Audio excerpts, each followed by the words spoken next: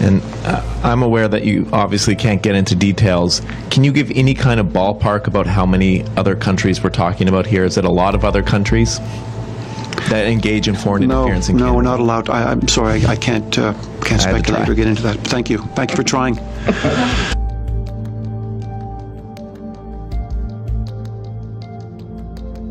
Let me now turn to the second review in the 2019 annual report, the government response to foreign interference.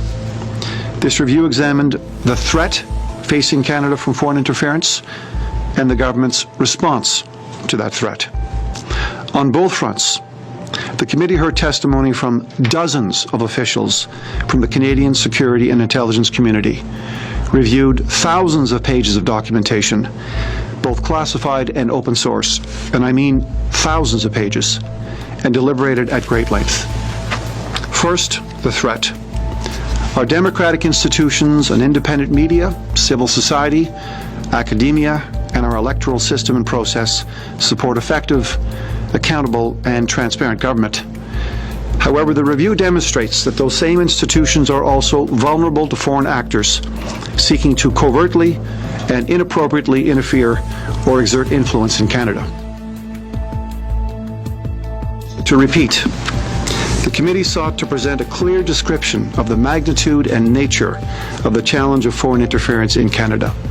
The committee's assessment of the threat is best described at paragraph 189 on page 77, and I quote, "The committee believes there is ample evidence that Canada is the target of significant and sustained foreign interference activities. The PRC, the Russian Federation, other states.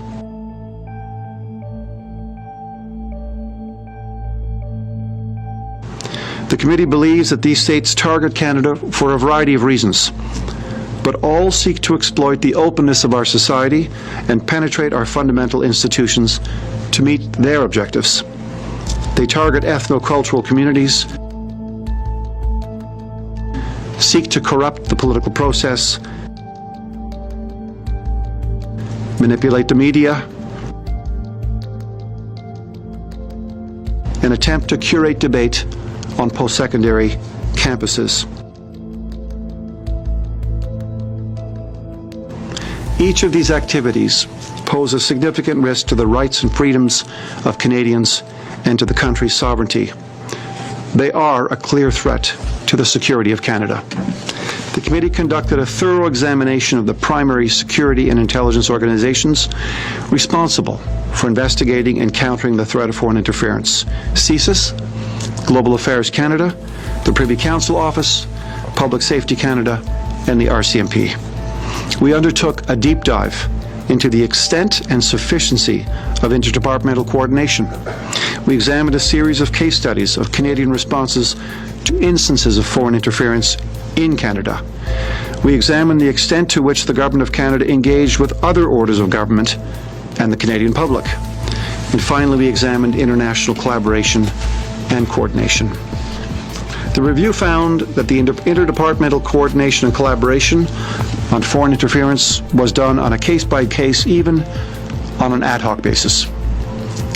It found also that there are differences in how individual organizations interpret the gravity and prevalence of the threat. And it found the federal government's engagement with provincial and municipal governments and the Canadian public on the threat from foreign interference has been limited. Most afternoon. Thanks for taking our questions. In terms of foreign interference and the recommendations, you talk about a whole of government approach, but obviously espionage is about as old as statecraft itself. So what's missing? What are the gaps right now that need to be addressed in the government's response to this sustained effort by numerous countries, including China and Russia, to spy on Canadians? The report goes to considerable length. Foreign interference under two key rubrics.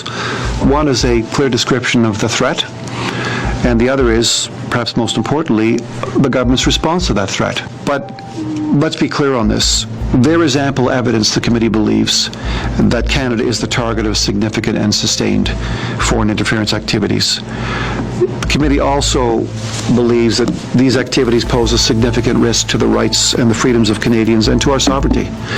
They are a clear threat to the security of Canada.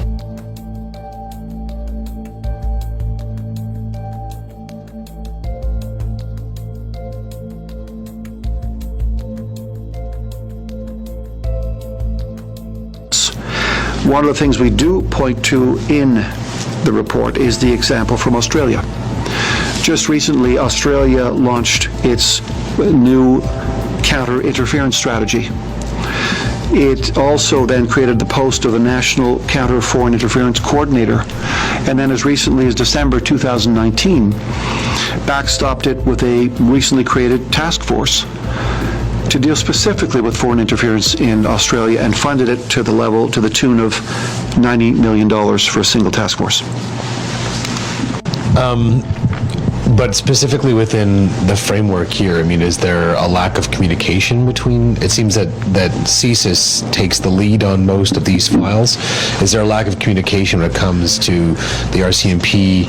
And it seems that the CBSA, I know that they're covered in a different section of this report, but it does seem like there's a need for the CBSA to also have,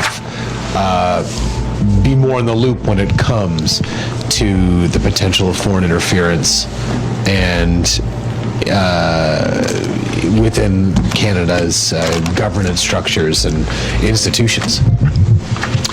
You're right in pointing out that there needs to be enhanced cooperation, interdepartmental cooperation, integration, sharing of information, clarity when it comes to defining what foreign interference is or is not. Better efforts at reaching out and engaging civil society actors, academic institutions, the Canadian public. All of these things are laid out in considerable detail in the review itself, which is why we're saying it's time for Canada to move forward and improve its cooperation at the governmental level. Given what we've seen south of the border in the 2016 election, I don't think many Canadians would necessarily be surprised by the fact that there are foreign actors, Russia and China as an example, that would be trying to interfere with our democracy. So is it fair to say that with this report today, you're sending a message to the government that they've not been taking this seriously enough? I think what we're saying to the government is that it's a reminder from the committee that Canada is the target of significant and sustained foreign interference activities. We're saying that there have been efforts made at the governmental level, different institutions, departments, agencies, to respond to it, but that response can be vastly improved. We're saying that there's no evidence that foreign interference is going to cease and desist. We're saying that it appears to be continuous. It appears to be in different settings. It appears to be, we've listed a number of examples in university contexts. We've talked about this at length when it comes to media and the free media, foreign language media. We've talked about the effects of foreign interference on ethnocultural communities and the pressure some of those communities may feel. So we've pointed this out. We've broken it down into, as I said earlier, the threat of foreign interference and the government's response to it. And we're really focusing on sending the message to the government that things can be improved. Good efforts have been made, but it's time to up our game. So my second question. There are 2 countries that are named here. I understand that there are also other countries that remain unnamed.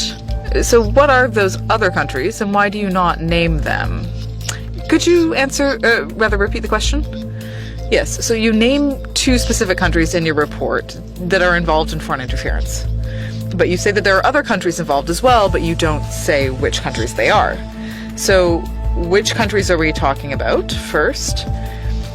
And second, how would you describe the nature of the threat that they pose?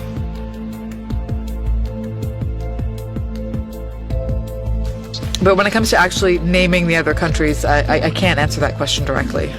Mr. McGinty, you mentioned in the report that you had issues with some departments and agencies in terms of the information that they were handing over, whether it was a full report or actual documents, and you've raised this with the Prime Minister. Can you name the departments or agencies that you face this resistance from? Sure. I'm going to ask our executive director to speak to that directly, because this is very much a question of officials to officials negotiation, discussion, and of course sourcing the information. Perhaps Rainey Marcoux can answer that directly for you. Sure, thank you. So I'll just go back and quote our right of access in our legislation, because that's very important. So our act says that the committee is entitled to have access to any information that is under the control of a department and that's related to the fulfillment of the committee's mandate. Very broad access. So in the CANCIT, it would be the Department of National Defense, and also in the same national defense from in our diversity and inclusion study, and then maybe more generally from the Privy Council office itself. So, and in follow-up, Could I just add to that? Sure. I've raised this issue directly with the Prime Minister. Right.